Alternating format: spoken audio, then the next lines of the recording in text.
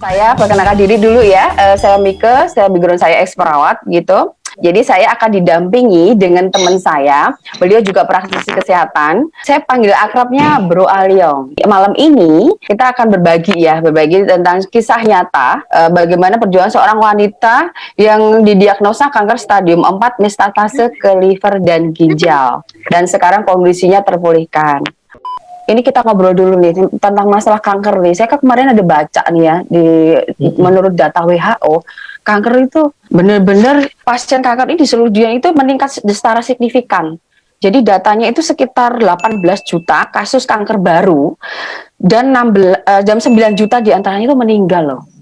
Dan prediksinya, dan WHO itu memprediksi bahwa kanker itu kedepannya bisa menjadi penyebab kematian nomor 1 di dunia loh. Data statistik itu udah benar banget, meningkatnya itu kan luar biasa. Signifikan kita banget. Bandingkan zaman dulu pada saat ibu orang tua kita, kakek nenek kita, itu kan kanker tergolong sedikit banget ya.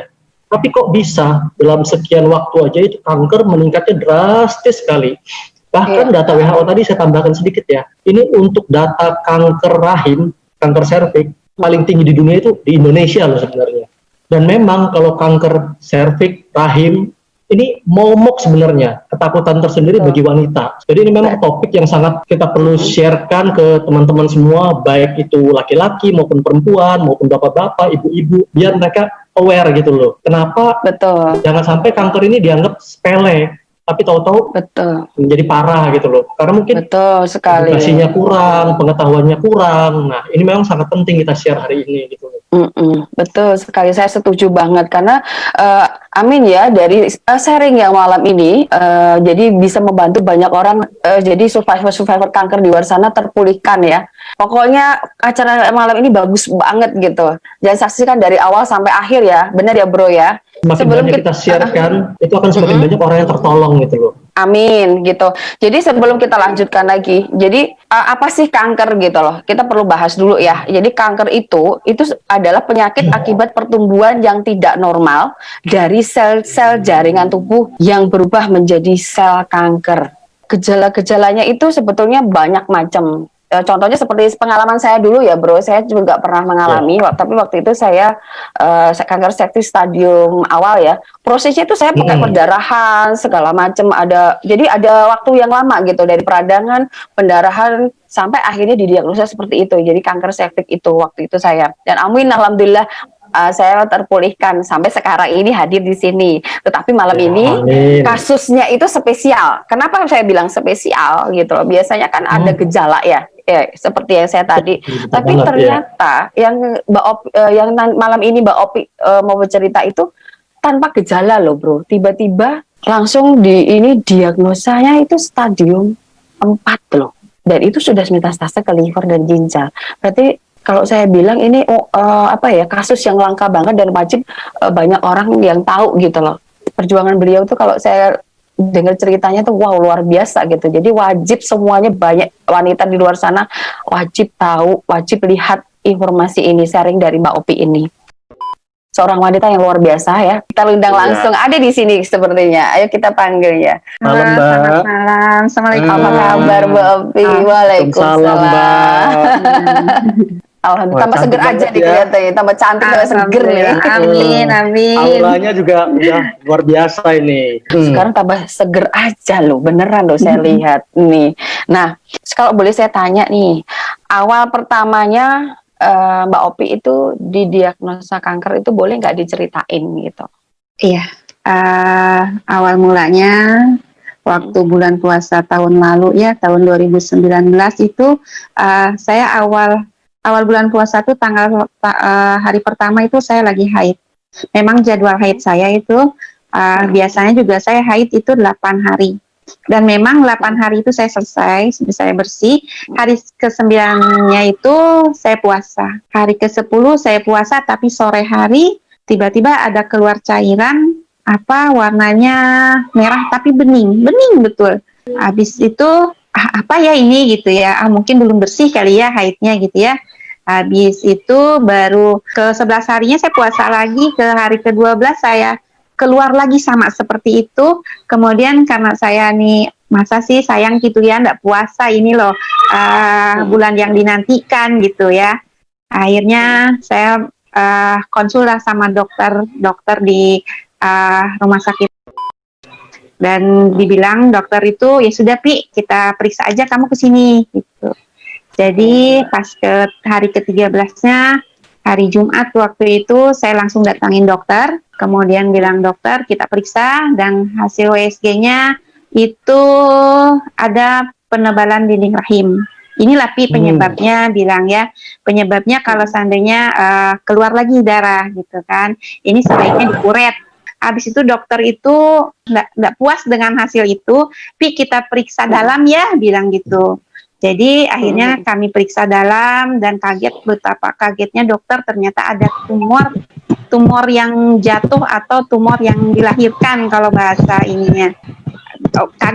Kaget saya kan, loh kok ada tumor gitu kan. Cuman bilang dokter nggak usah takut sih, biasanya kalau tumor yang jatuh ini itu biasanya tumor jinak.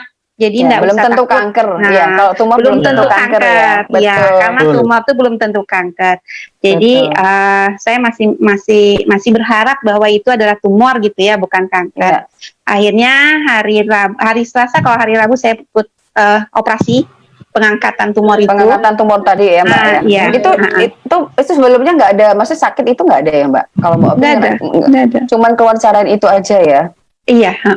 Saya nggak ada sakit apa-apa. Kemudian Mbak setelah dioperasi bagaimana? Setelah saya operasi, baru hasil operasi itu, hasil pengangkatan itu di PA di Restu Ibu. Baru karena saya ini dikatakan dokter tuh ini kemungkinan tidak mungkin ganas gitu ya. Jadi ya perasaan aman aja gitu. Iya. Tidak memikirkan bahwa itu kanker gitu. Iya, jangan sampai lah kita berpikir. Iya, jangan sampai gitu, karena kan itu gimana gitu kalau kita nih tumor aja takut, apalagi kalau kanker. Saya dengar gaya hidupnya Mbak Opi itu sehat loh, istilahnya benar-benar aktif gitu loh, ya kan? Iya. Ya. Itu yang bikin heran. Jadi setelah diperiksa itu, proses diperiksa itu, dan itu hasilnya belum ada ya Mbak ya? Itu kan PPA ya? Itu Mbak Opi, apa yang Mbak Opi lakukan gitu? Dari dokter ada obat lain atau masih nunggu hasilnya itu lagi atau bagaimana? Nggak ada obat apa-apa.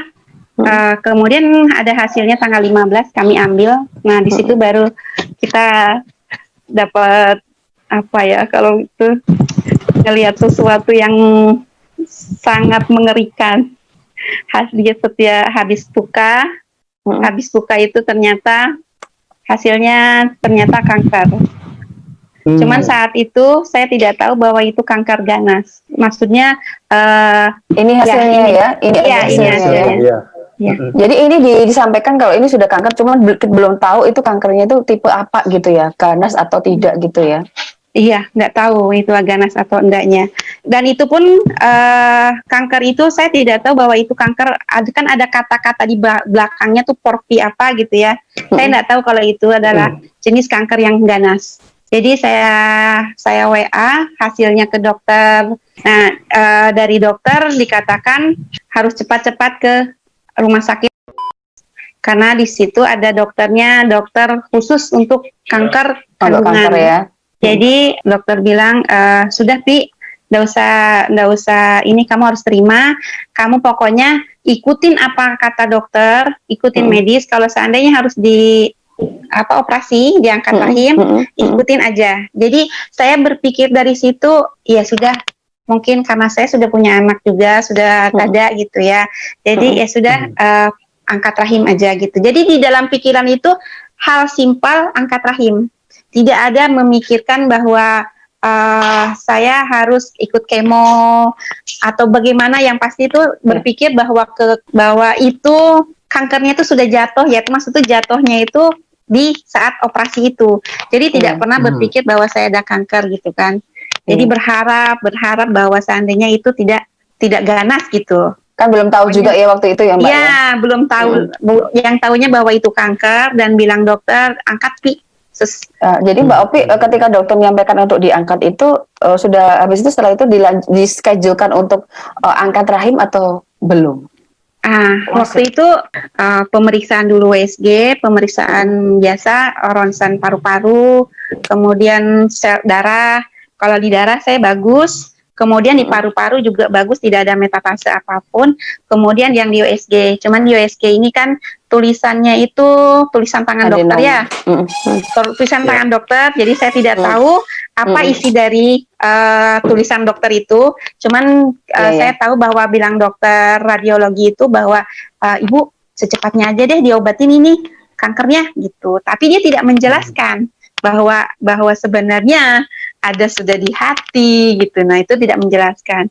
Kemudian karena waktu itu dokternya hari Rabu itu enggak ada, jadi itu hari Senin saya balik lagi, ternyata dokternya juga ada pertemuan, jadi saya diundur lagi hari Rabu.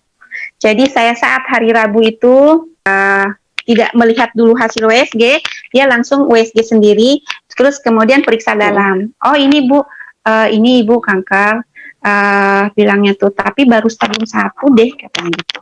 Itu dokter bilang, karena dia bilang ada gejala atau apa, saya tidak ada gejala, cuma hanya ada tumor aja itu, kemudian sudah diangkat. Oh ini baru 1 deh bilangnya gitu kan. Kemudian setelah itu kami balik ngobrol gitu kan di meja itu, lagi di tempat pemeriksaan ngobrol. Kemudian dari situ dokter cerita, kok ini ya, ibu betul-betul tidak ada keluhan, tidak ada sama sekali, tidak ada. Kondisi Mbak Opi juga sehat ya waktu itu? Kondisi itu juga saya sehat. Ya tidak ada yang namanya ngedrop atau apa, karena dalam mindset saya waktu ketemu sama dokter di angkat aja Pi gitu kan. Jadi tidak ada memikirkan yang lain gitu kan. Jadi dengan angkat selesai gitu kan, pikirannya begitu. Nah jadi bilang dokter, ini loh Bu, bilangnya saya mau mengatakan kok bisanya sih. Saya tadi mencari di hati gitu kan. Kemudian kata dokter, kalau seandainya ini ada di hati, tapi saya belum bisa memastikan karena masih samar gitu, masa nggak mungkin gitu kan. Saya aja meraba baru melihat kondisi Mbak Opi juga sehat gitu kan. Kemudian dia meriksa juga bahwa saya kira itu stadium 1 deh gitu, stadium awal, dan nggak mungkin itu sampai ke hati. Kemudian dokter menyarankan saya untuk scan abdomen ya, foto perut gitu ya, perut gitu. Jadi di situ, tapi kata dokter karena ini, nah saya juga baru dikasih tahu bahwa ini adalah jenis yang paling ganas kankernya, yang jadi sebentar aja bisa menyebar gitu. Jadi ini harus dipoto perut. Jadi habis itu, jadi kalau seandainya pakai BPJS itu mungkin 2 bulan kemudian dan 2 bulan kemudian mungkin saya sudah meninggal gitu kan. Jadi akhirnya bilang dokter, putuskan Pak sama suami saya bahwa foto dengan biaya sendiri gitu. Jadi akhirnya kami ke biaya foto sendiri aja, karena ngelihat dari jenis kankernya yang memang berbahaya gitu, yang paling ganas. Oke. Mbak, boleh tanya Mbak, responnya Mbak Opi ya, kan Mbak Opi ini kan tanpa gejala ya, dan badan fisiknya Mbak Opi juga sehat aja gitu saat itu gitu. Terus tiba-tiba dokter itu menyampaikan kalau itu termasuk kanker dan ganas itu. Responnya dari Mbak Opi dan keluarga itu bagaimana ketika mendengar keterangan dari dokter itu? Jadi sedih ya Mbak Mike, saya itu kayaknya nggak mungkin deh, kok saya gitu ya, kok saya yang Allah kasihkan gitu kan, kok sampai ke hati gitu kan.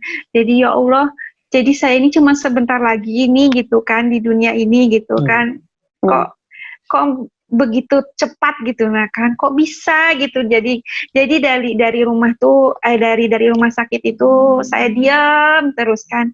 Jadi karena suami itu yang mendengar, sabar ya Bun ya, tapi suami juga mungkin sakit gitu ya, kok bisa istriku gitu kan.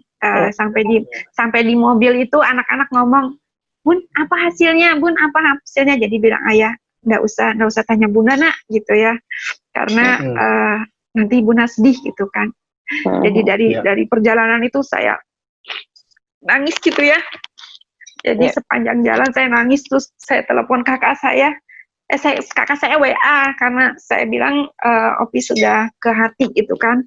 Tapi saya nggak mau nerima telepon dari siapapun, saya nggak mau gitu ya. Sampai saya ke rumah, datang kakak saya tuh bilang, enggak Pi, ini cuman apa, nanti kan periksa lagi gitu kan, nanti ada diperiksa lagi foto perut gitu kan, nanti hasilnya enggak begini kok, bilangnya tuh. Enggak, itu dokter aja masih bilang kemungkinan ini gitu kan. Habis itu saya bilang itu, tolong teh, sama adik saya Teh Diana, tolong Neng gitu kan, nggak usah nyabarin saya gitu kan, tolong nggak boleh ada yang ngomong apapun, saya mau nangis gitu kan, biarkan saya nangis gitu kan. Jadi saya nangis dari mulai habis maghrib itu, habis sholat itu saya nangis sampai jam 10 malam itu saya nangis. Jadi saya bilang, kalian boleh mau ngelihat saya nangis boleh gitu kan, tapi saya mau nangis sampai saya puas dengan percaya tangisan saya gitu kan. Jadi saya nangis sampai jam 10 malam itu. Jadi saya bilang biar saya puas, saya nangis dulu. Jadi biar nanti selesai saya puas, insya Allah saya akan nerima apa adanya gitu kan. Hasil dari nanti foto itu saya akan dapat gitu kan, saya pasti nerima gitu. Tolong jangan ada yang ada cerita apapun, jangan ngebilangin bahwa nanti hasil itu bagus. Saya mau kepastian, apapun nanti hasil dari scan nanti itu saya harus terima. Jadi saat itu saya menangis sampai jam 10 malam, menguatkan diri ya, karena bilang dokter itu adalah masuk kanker ganas ya. Itu adalah takdir saya harus terima gitu kan. Jadi itu saya hari Rabu itu nangis sampai jam 10 malam. Dari situ orang-orang besoknya itu orang-orang datang, saya sudah tidak ada air mata lagi, saya sudah cukup menangis gitu. Itu. Saya merinding loh Mbak, saya ikut terharu gitu karena kebayang gitu. Saya sendiri juga istilahnya dulu juga pernah mengalami itu, tapi saya belum ini sama Mbak Opi, seperti Mbak Opi gitu, stadiumnya masih awal gitu. Jadi saya paham banget gitu loh. Mbak Opi sampai bercerita seperti itu, saya juga sampai terharu gitu loh. Tapi saya kagum banget apa yang Mbak Opi tadi lakukan itu, kayak melepaskan seperti itu dan mempersiapkan. Itu benar-benar luar biasa caranya Mbak Opi untuk merespon itu gitu loh. Ketika mendengar diagnosa seperti itu, dan keluarga juga support ya Mbak Opi ya. Keluarga juga support banget ya. Iya. Oke. Alhamdulillah ya.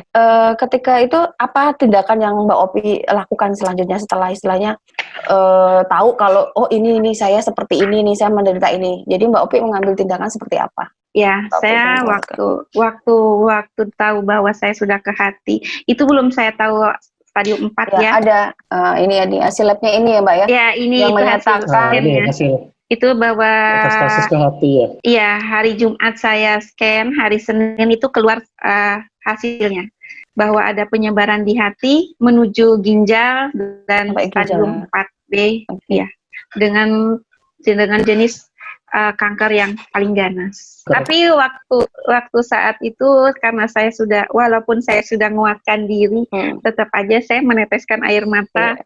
Dan kemudian waktu itu saya temuin dokter, saya bilang, dok saya sudah tahu karena saya sudah baca, jadi apa selanjutnya saya gitu kan. Tunggu, bilang dokter, tunggu, saya harus baca dulu Bapak. Dokter nggak usah baca deh, nggak usah ngelamun kayak gitu. Saya bilang, dokter saya mau cari kata-kata terindah untuk mengatakan hasil dari lab ini gitu ya, bilang dokter. Ya sudah, jadi bilang dokter bahwa saya ada ya kanker stadium 4B, sudah nyebar di hati, kemudian sudah diproses di ginjal gitu. Jadi bilang dokter, ini mau ndak mau harus kemo, bukan operasi langsung, karena kita harus selamatkan hati dulu, karena hati itu tidak ada obatnya kecuali transplantasi hati. Kalau transplantasi hati itu mahal, oke lah uang ibu punya, bilang gitu. Tapi kalau uang ibu punya, belum tentu ada yang donor. Oke lah yang donor ada gitu kan, tapi belum tentu cocok ya Mbak ya. Cocok ya. Oke lah cocok bilangnya tuh. Belum tentu di operasi nanti berhasil. Oke lah berhasil bilangnya. Tapi apakah hati itu bisa hidup? bersama Mbak Opi gitu kan, bersama Bu Opi gitu kan. Iya. Jadi ya sudah terbayang sama saya tuh gimana ya. Jadi bilang dokter tuh kalau begitu, jadi apa dok harus saya lakukan gitu kan. Ibu harus ikutin kemoterapi, dan ini obat kemoterapinya karena ibu stadium 4B, maka kemoterapinya adalah yang paling tinggi, dan ibu nanti akan kena efek samping seperti ini, seperti ini, seperti ini. Bilangnya tuh tubuh lemas, pokoknya yang terjelek aja ya diceritain sama dokter, dan itu sama 6 kali. Kalau seandainya dalam 6 kali itu ibu, orang banyak nih bilang pas hari pertama ya kayak ibu begini, bilang gitu kan, siap, tapi 1, 2, kemo ketiga sudah tidak mampu. Karena dengan kondisi tubuh yang sangat kesakitan, kemudian habis kesakitan harus kemo lagi, sakit lagi, itu nggak akan tahan ibu seperti itu gitu kan. Tapi saya bukan merendahkan semangat ibu bilang itu ya, tapi saya mengatakan yang sebenarnya orang-orang seperti itu. Setelah kemo satu kedua berhasil, tapi ketiga orang-orang sudah nggak tahan akhirnya, karena karena rusak dampaknya tubuh. Dampak dari kemo itu luar biasa ya. Iya. Jadi sudah gitu saya komitan sama dokter, ya dok, saya siap. Kemudian dokter juga menguatkan bahwa ibu tolong jangan jauhin pencipta kita gitu kan. Mintalah sama pencipta ibu. Karena gitu, semua kan. balik lagi ke pencipta. Ya. Jadi betul sekali itu.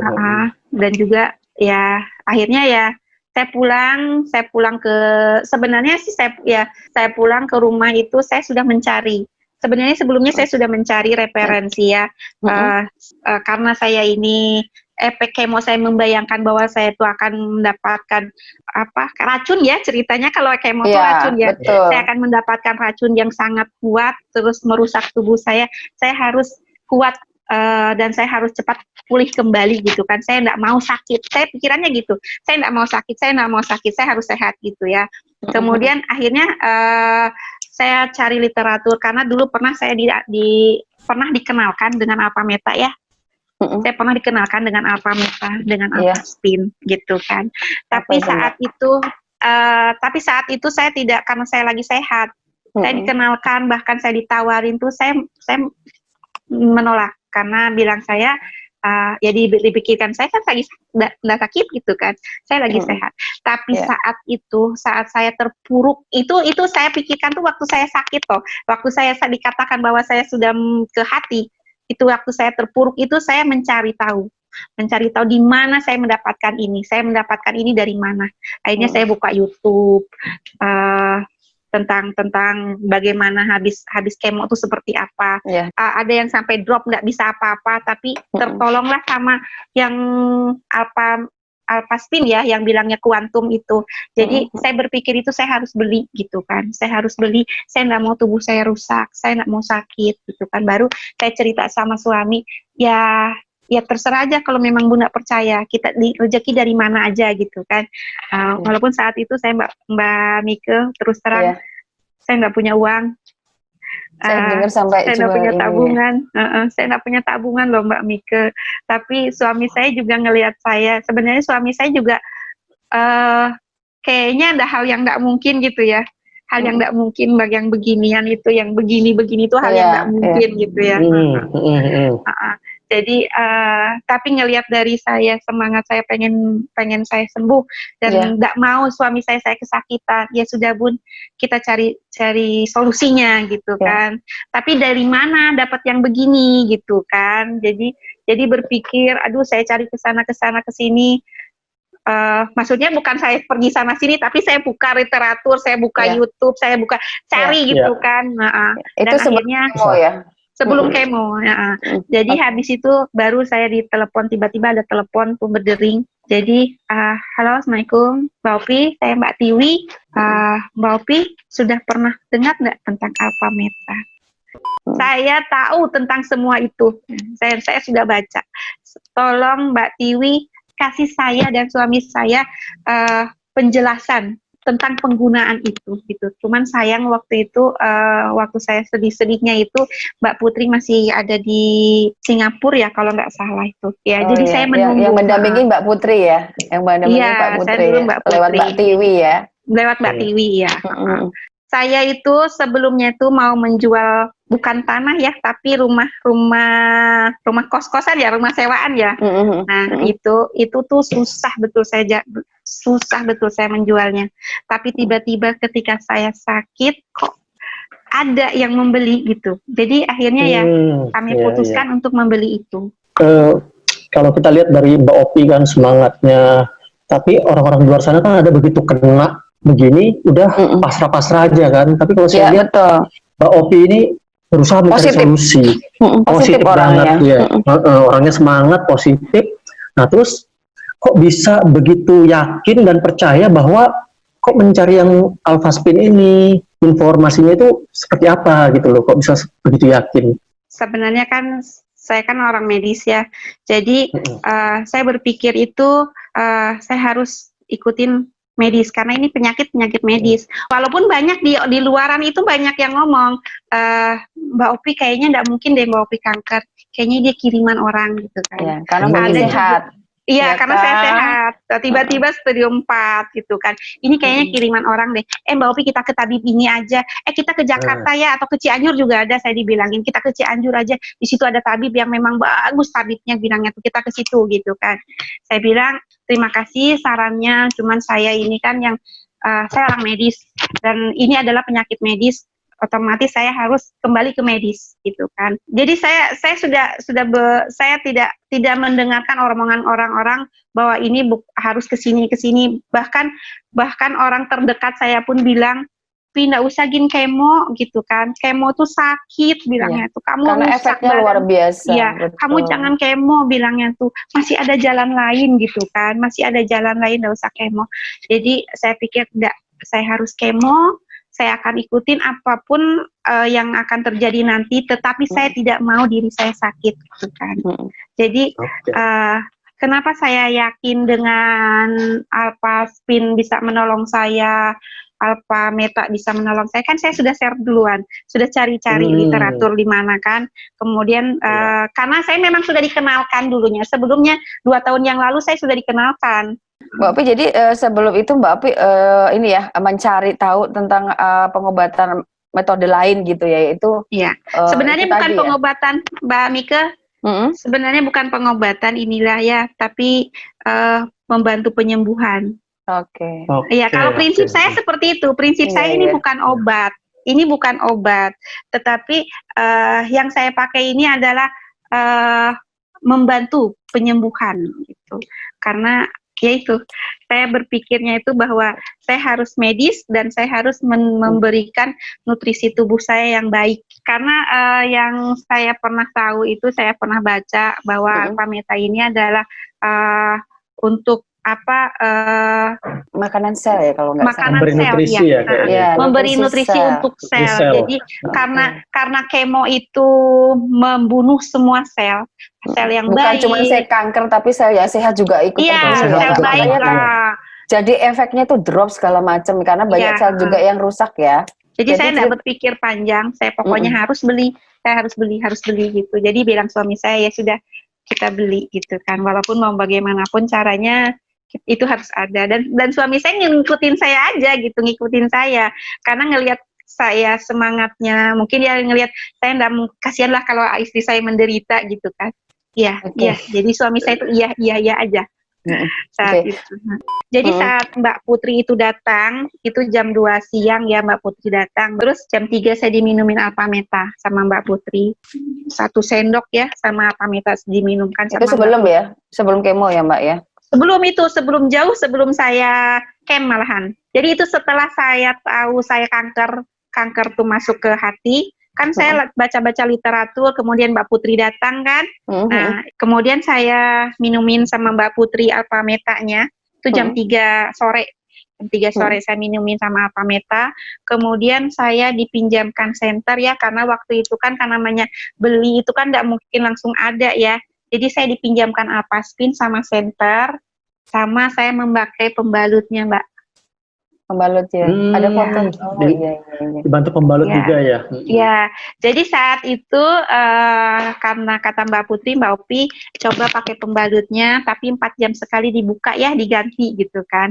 Nah, jadi saya waktu itu habis Mbak Putri pulang, saya pakai pembalutnya. Sebenarnya saya nggak ada haid, jadi saat Mbak Putri pulang, saya pasang pembalutnya, kemudian saya tetap Apa namanya pembalutnya, Mbak?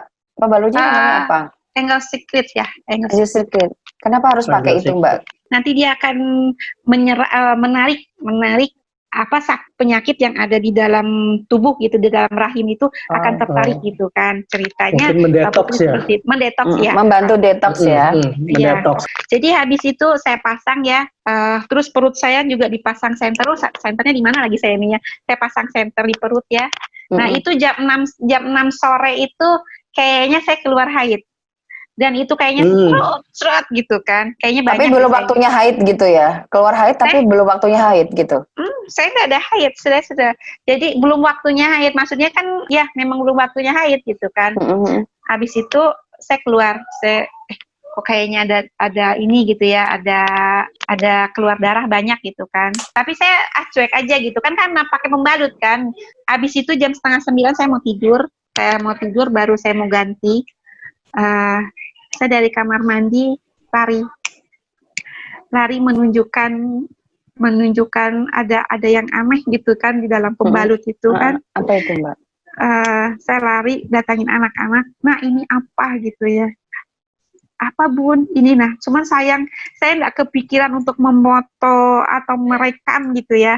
Cuman saya tanyain anak-anak sini, nak semua anak saya kan.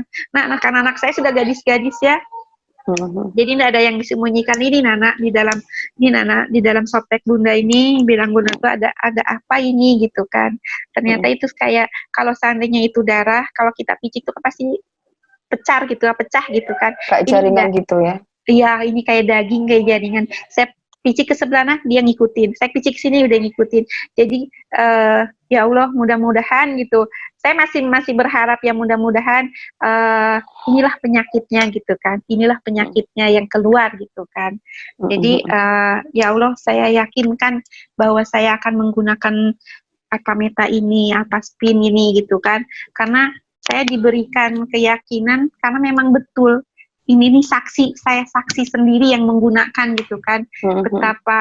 Betapa apa ya, ada cepatnya reaksi sampai keluar gitu kan. Mengambil akhirnya di situ saya yakin saya jadi 100% saya akan menggunakan Alpameta produk ini ya, media-media ini ya. Mbak Opi, saya boleh tanya nggak? Itu tadi kan ini ya dokter dan menyarankan untuk kemo ya. Terus Mbak Opi kan sebelumnya sudah pernah dikenalkan dengan namanya Alpameta dan Alpacin itu. Itu kan di luar medis ya Mbak Opi ya. Konsul nggak sebelumnya ke dokter gitu loh, barengan gitu, jadi kemo tapi dibarengin dengan konsumsi seperti itu, jadi kayak Alpaspin sama Alpameta tadi. Dan respon dari dokter tuh apa Mbak Opi? Kenapa saya konsulkan sama dokter ya? Karena anak-anak saya langsung protektif ya, langsung, bunda nggak boleh ini, bunda nggak boleh itu, nggak boleh ini, nggak boleh itu gitu kan. Bunda harus minum ini, harus makan ini gitu kan. Jadi akhirnya saya konsul dulu sebelumnya tuh saya sama dokter ya, dok boleh nggak saya foto tapi saya lewat WA aja waktu itu saya foto, dok bolehlah saya minum ini gitu kan untuk makanan sel saya selama saya nanti kemo, bilang oh boleh bu, bilangnya itu nggak apa-apa, itu aman aja bilang gitu kan, boleh pakai aja itu bilang dokter. Jadi akhirnya ya tambah yakinlah saya kalau seandainya saya mau menggunakan Alpameta itu akan membantu penyembuhan sel saya. Iya, amin. Senang banget dengernya. Luar biasa ya, dahsyat ya. Iya, saya dari tadi merinding loh waktu Mbak Opi nangis, istilahnya terharu juga saya, sampai seperti saya nggak bisa komentar apa-apa karena nggak bisa terbayang gitu loh apa yang dialami Mbak Opi. Jadi tadi gini Mbak, jadi setelah itu kan Mbak Opi menjalani kemo ya. Apa prosesnya kemo itu bagaimana Mbak Opi? Yang waktu kemo pertama, ini ada slide-nya. Ini Mbak Opi ini ya, Mbak Opi ini sampai efek itu kemo yang ini, akhir sampai itu ya. Efek kemo ya. Itu efek kemo yang rambutnya nggak ada itu. Nggak ada. Ini kemo yang keberapa Mbak Opi? Itu sebenarnya bukan kemo ya, itu saat pengangkatan rahim itu. Oh, Itu sih yang pengetahuan sudah rahim itu sudah dikatakan bersih. jadi gini, saya mau tanya, di proses kemo tadi kan Mbak Opi kan mau dilakukan kemo ya, dan sebelumnya juga sudah konsul untuk Mbak Opi kepengen pakai Alpha Meta sama Alpha Spin untuk mendampingi Mbak Opi di waktu proses kemo. Kemo pertama bagaimana Mbak prosesnya? Iya, Apa yang karena Mbak alami? kemo pertama kan karena waktu itu belum datang Alpaspin ya, karena Mbak lagi pada pemesanan, Mbak Putri lagi pesan. Kemudian saya kemo pertama itu hari pertama saya tidak mengalami apa-apa, tapi pas hari kedua itu setelah kemo tuh saya tidak bisa apa-apa. Saya makan tidak bisa, minum tidak bisa, ngomong tidak bisa, badan pun tidak bisa saya gerakkan. Bahkan jari-jari saya tidak bisa dibergerakkan. Saya suruh anak saya tuh tanya Mbak Putri di mana gitu, Mbak Putri di mana, tolong saya kasihkan kuantum secepatnya gitu kan. Untung saat itu Mbak Putri memang sudah ada gitu, nah sudah datang barangnya, jadi Mbak Putri ada di dalam perjalanan. Saya nunggu Mbak Putri, betul-betul saya lemes gitu kan, nggak bisa apa. Bahkan saya waktu saat Mbak Putri datang itu saya antara sadar dan tidak gitu kan. Kemudian habis Mbak Putri datang, Mbak Putri pasang kuantum di keliling itu. Nah, habis itu Mbak Putri bawa saya cerita. Saya tidak sadar kalau saya itu bisa ngomong. Perlahan saya bisa ngomong, saya perlahan bisa menggerakkan tangan saya. Bahkan saya bilang Mbak Putri, saya mau ke kamar mandi ya, saya mau pipis gitu kan. Dan Mbak Putri pun ya merasa kagum gitu kan, kok bisanya dari saya tadinya baring, tidak bisa apa-apa gitu. Ternyata setelah dipasang kuantum saya bisa bangun. Kemudian saya ke kamar mandi. Habis itu saya balik lagi ke kamar bercerita lagi sama Mbak Putri karena bilang Mbak Putri, Mbak Opi di sini aja, nggak usah kemana-mana gitu kan. Jadi baru saya disadar, Mbak Opi gimana rasanya bilang itu. Baru saya sadar, ya Allah Mbak Putri, saya sudah bisa ngomong ya. Saya sudah bisa gerak ya, saya bilang gitu. Saya dipasangin ini sama Mbak Putri.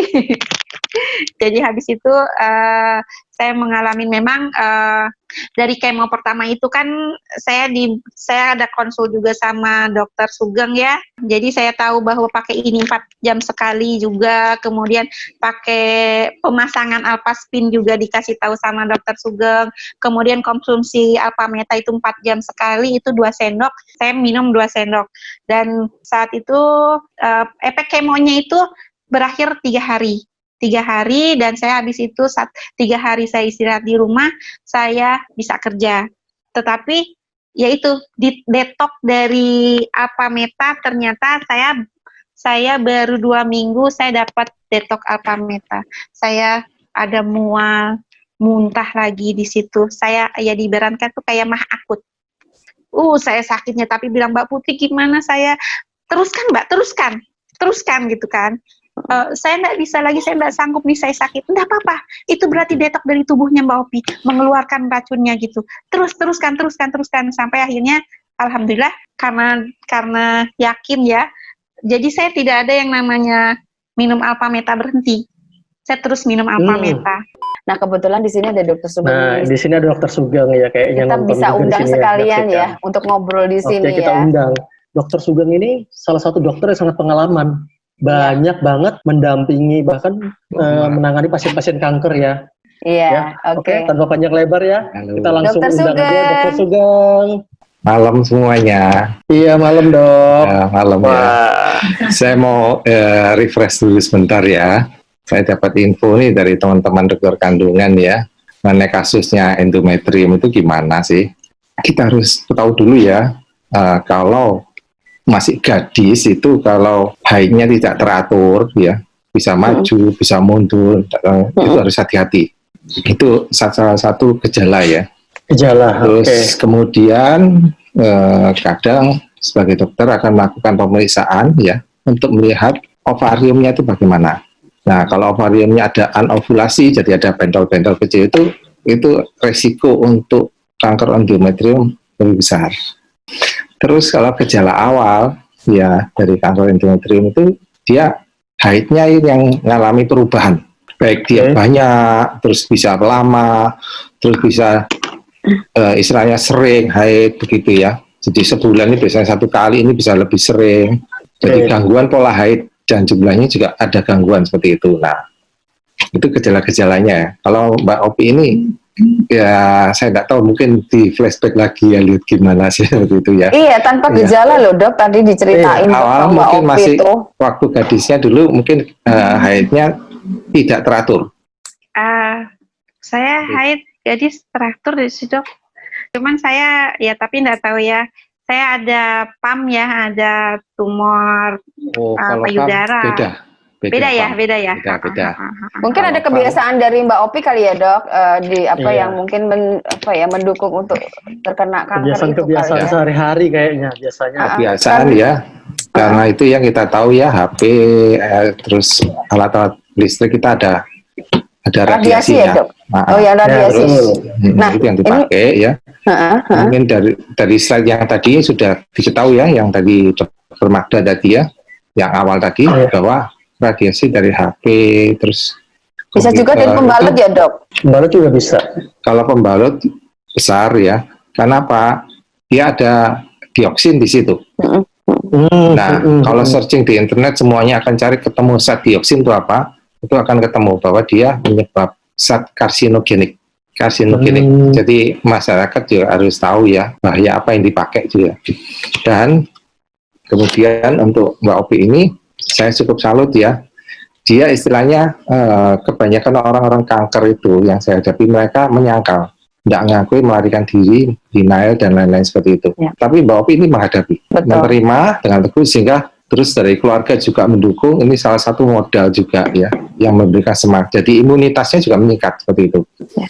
Dan kemudian Mbak Opi mencari solusinya apa? Memang apa yang tadi dijelaskan Mbak Opi, apa yang dikonsumsi dan lain-lainnya itu saya gunakan jauh-jauh sebelumnya. Jadi flashback ya, saya mulai mandiri ya di 2008 itu ya, sudah melakukan operasi mandiri, jadi istilahnya lepas dari institusi ya, jadi di rumah sakit sendiri, itu melakukan operasi kanker. Terus sampai saya lakukan kemoterapi. Nah, kalau udah seperti kanker payudara ya, kalau sudah metastase ke hati, itu kemana, itu udah cukup sulit sekali untuk mengangkatnya. Tapi ini Mbak Opi cukup sudah stadium 4 dia berhasil melewati dengan bagus. Metastasenya juga ke liver sama ginjal ya dok? Iya, seperti itu ya. Jadi kan seperti itu. Nah, makanya dokter melanjutkan akan kemoterapi dulu. Jadi ini adjuvan ya namanya ya. Kemoterapi supaya pada waktu masuk surgical operasi itu betul-betul bisa terangkat radikal ya. Terangkat semuanya seperti itu. Akhirnya Mbak Opi melewatinya, dan kita harus tahu ya, dia mengkonsumsi apa? Alpha-meta. Kalau Alpha-meta isinya apa? Dia ada alpha polisakarida. Alpha polisakarida itu gunanya apa? Dia gunanya satu ya, menghambat pembentukan aliran darah pada kanker, yaitu PEGF ya nama kerennya ya. Kemudian juga dia memberikan makan pada sel yang sehat ya. Waktu kemo yang Mbak Opi rasakan itu badannya seger, masih kuat gitu ya, karena sel sehatnya diberi makan. Nah, sel kankernya tidak diberi makan, karena waktu kemo itu sel-sel muda yang diserang semuanya. Makanya di sini Mbak Opi juga tidak mengalami kekurangan darah ya, tidak sampai transfusi kan. Nah, seperti itu. Stadium 4 tuh ya, stadium 4 ya. Iya, stadium 4 ya. Nah, kalau saya ngalami sendiri, saya cukup menantang sekali. Kalau biasanya kemo 1-2 lewat, kemo ketiga sudah nyerah gitu ya. Iya, karena efek dari kemonya luar biasa deh dok. Seperti itu. Nah, terus kemudian Mbak Opi juga pakai kuantum ya. Itu pernah juga saya cobakan juga ya. Memang kayak kuantum dan terapi yang lainnya ada bedanya. Jadi pasiennya rasanya memberikan efek ya, dapat energi kuantumnya, kemudian dapat efek anti nyeri, ya.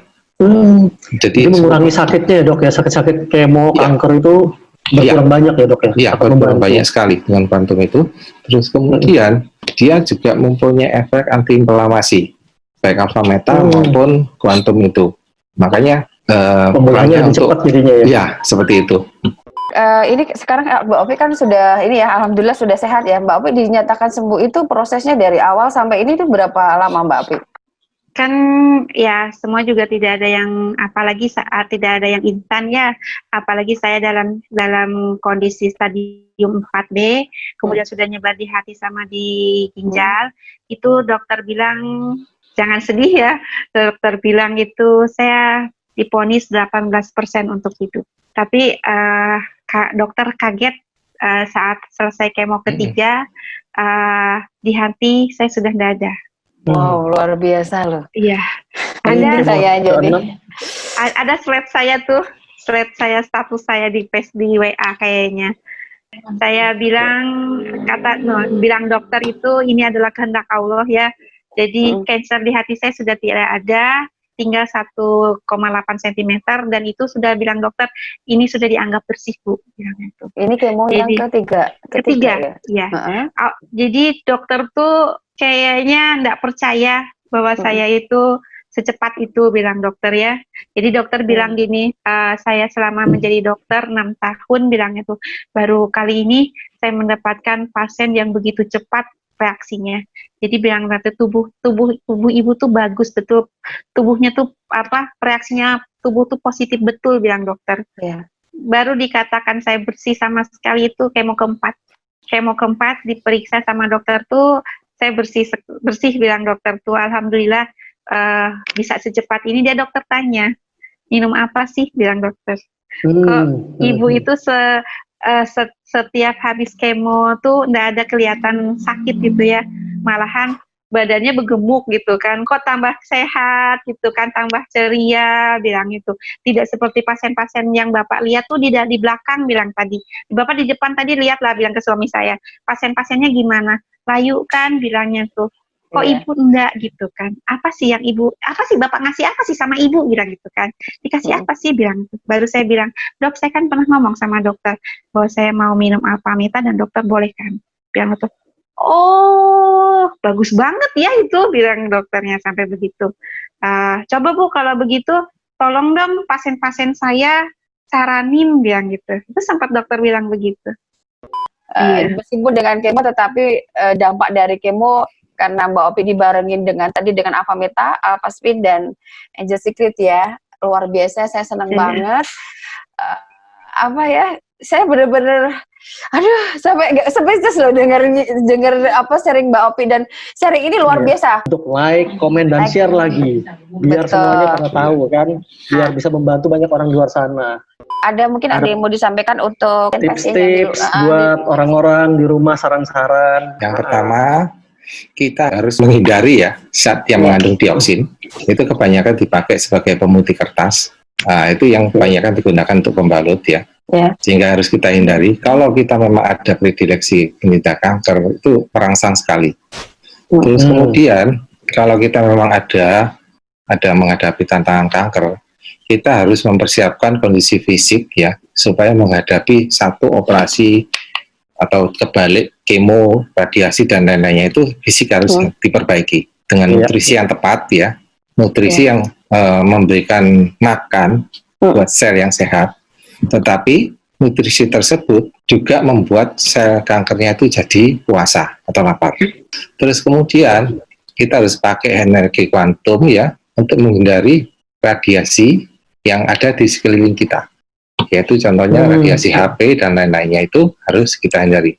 Sekecil apapun, kalau kondisi fisik yang menghadapi kemo dan lain-lainnya, itu akan menurunkan fisiknya. Sehingga pakailah apa yang disarankan tadi Mbak Opi tadi ya. Itu saya amati, saya juga membedakan antara pasien yang saya beri dan yang tidak, itu beda sekali jauh. Karena saya juga menerapi juga dari diagnostik, operasi sampai kemo pada kanker baik payudara atau kanker kolon juga usus, terus kelenjar getah bening yang pernah saya lakukan seperti itu. Beda sekali jauhnya. Makanya sharing dari Mbak Opi itu cukup mengena sekali dari live-nya itu.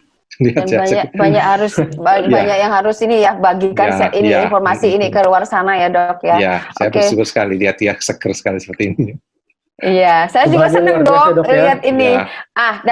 Dari Dokter Sugeng terima kasih tip-tipsnya. Nah sekarang saya pengen ke Mbak Opi lagi. Mbak Opi kan sudah melewati perjalanan yang luar biasa ya. Mungkin Mbak Opi ada yang sesuatu yang mau disampaikan untuk para survivor kanker di luar sana yang saat ini masih berjuang gitu loh. Saya boleh titip pesan ya, karena wanita itu cenderung memang semua punya sel kanker ya. Cuman aktif dan tidaknya. Jadi saya sarankan untuk wanita menjaga mispi-nya ya, makanya tuh Ya, organ vital. ya organ vitalnya perempuan, karena mau bagaimanapun juga kita jangan ngelihat pengen cantik gitu kan, cantik di atas tapi di bawah tidak diberikan sesuatu yang padahal itu memang penting banget gitu kan. Aset kita Aset ya, Mbak. kita, iya. Jadi Iya. saya sarankan untuk para wanita semua untuk menggantikan pembalutnya yang pertama ya, untuk menggantikan pembalut karena halnya kayaknya seperti sepele gitu kan. Tapi itu betul-betul saya rasakan gitu. Bahkan saya sekarang anak-anak saya pun tidak boleh menggunakan pembalut lain, tetapi pembalut yang sama dengan saya. Anak-anak saya juga pakai ini semua. Jadi saya menyarankan pada para wanita, bu saya ini bukan iklan ya, tapi ini memang kenyataan gitu ya. Kalau para wanita, kalau sayang dengan diri sendiri, ganti aja pembalutnya. Saya juga pernah merasakan menggunakan yang rasa mint gitu ya, yang merasa enak, ternyata itu tidak aman gitu kan. Jadi yang aman aja yang dipakai. Kemudian para yang sakit kanker, harus semangat, Harus positif ya. positif, pokoknya positif, pikiran positif, jangan tertutup. Yang satu itu Mbak Mike, kalau kita sakit, kita tidak boleh diam. Karena kalau diam, dia akan menggerogitin diri sendiri, kita akan sedih, justru memperparah ya. Kita akan terlalu larut, kemudian kita stres, maka malahan dia yang akan memberi makan sel kankernya, maka akan membesar. Jadi semangat, tidak boleh tertutup. Justru dengan kita terbuka, teman-teman tahu, semua tahu, maka mereka mendoakan kita. Jadi dengan kita minta kita share gitu kan, kita minta doakan, malahan teman-teman semua mendoakan, dan doa itu adalah doa yang paling baik untuk kita yang sakit gitu ya. Insya Allah Allah akan kabulkan jika seandainya 40 aja orang yang mendoakan kita, maka kesembuhan ada, yakin aja kesembuhan ada pada kita. Jadi jangan pernah kalau sakit itu jangan pernah diam. Jangan diam. Pernah menyerah, jangan pernah menyerah. Betul sekali. Pokoknya semangat dan positif, itu aja. Jadi dalam pikiran saya harus positif, saya harus sembuh. Iya, dan juga tetap kita harus minta pertolongan sama yang di atas, karena yang di atas adalah yang memiliki kita, dan dia yang berkehendak, maka jadilah gitu kan. Ya, jadi, amin. Iya. Wow, luar biasa.